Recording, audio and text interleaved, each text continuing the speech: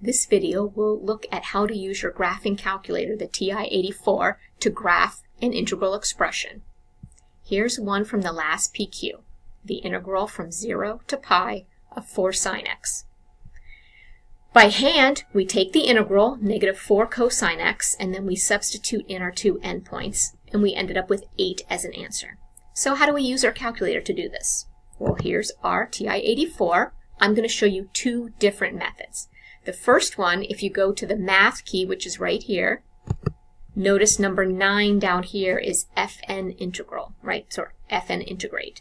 So if we click on 9, we get a nice blank template of an integral, and now we're just going to pop in the information for the problem.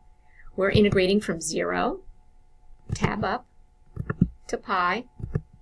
Let's put our function in now, 4 sine x, and then tab over and put in our dx, is always important, and you just have to press enter. And there is 8, the exact same answer. Another way to do this is using graphs. So if we go to y equals and put in our function 4 sine of x, and we can go ahead and graph it. Right, so there's our graph.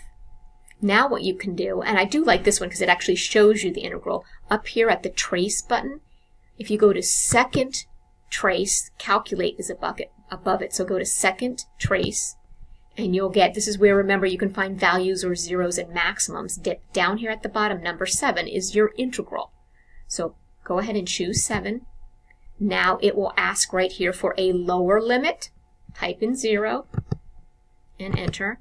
And our upper limit, go ahead and type in second and the hat symbol for pi and press enter. And it will shade what we're talking about right there and give you your answer of 8. So those are two different ways to find integrals using your calculator.